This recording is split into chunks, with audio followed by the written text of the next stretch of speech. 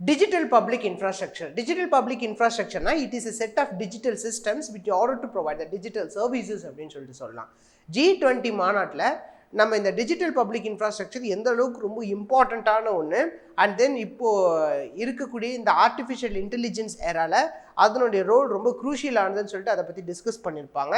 இந்தியாவில் இந்த digital public இன்ஃப்ராஸ்ட்ரக்சரை manage பண்ணுறது இட் இஸ் இந்தியா ஸ்டாக்ஸ் அப்படிங்கிற ஒரு கம்பெனி.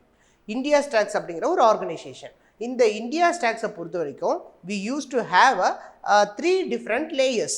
ஃபர்ஸ்ட் என்னன்னா it is the identity layer. மெயினாக ஒருத்தருடைய ஐடென்டிட்டி அவங்களோட இன்ஃபர்மேஷன்ஸ் அந்த இதெல்லாம் இது பண்ணுறது. எக்ஸாம்பிள் ஆதார். செகண்ட் வந்து பேமெண்ட் லேயர் அப்படின்னு சொல்லிட்டு சொல்லுவாங்க. பேமெண்ட் லேயர்னால் நம்ம இப்போ இந்த யூபிஐ இதில் நம்ம டிரான்சாக்ஷன்ஸ் இதெல்லாம் பண்ணும்போது நம்மளுடைய ஒவ்வொரு இண்டிவிஜுவலுக்கு ஒவ்வொரு ஐடென்டிட்டி இருக்கும் இல்லையா, ஸோ அந்த இதை நம்ம கொண்டு வருவாங்க. And finally data governance layer அப்படின்னு சொல்லுவாங்க. ஒருத்தருடைய பர்சனல் அண்ட் கான்ஃபிடென்ஷியல் டேட்டாஸ் அதை நம்ம ப்ராப்பராக ரெகுலேட் பண்ணுறது. ஃபார் எக்ஸாம்பிள் டிஜிலாக்கரில் நம்மளுடைய முக்கியமான டாக்குமெண்ட்ஸ் எல்லாமே நம்ம அதில் அப்லோட் பண்ணி we can able to access it. So இன்றைக்கி வளர்ந்துட்டு இருக்கக்கூடிய இந்த டெக்னிக்கல் எரால இந்த டிஜிட்டல் பப்ளிக் இன்ஃப்ராஸ்ட்ரக்சருடைய ரோல் அப்படிங்கிறது ரொம்ப பெருசு.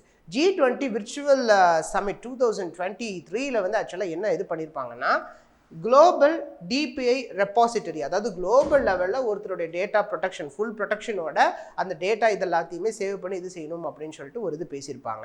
ஸோ ஃபைனலி டிஜிட்டல் பப்ளிக் இன்ஃப்ராஸ்ட்ரக்சருடைய ரோல் அப்படிங்கிறது இன்னைக்கு இருக்கிற எரால it is very very crucial. Thank you.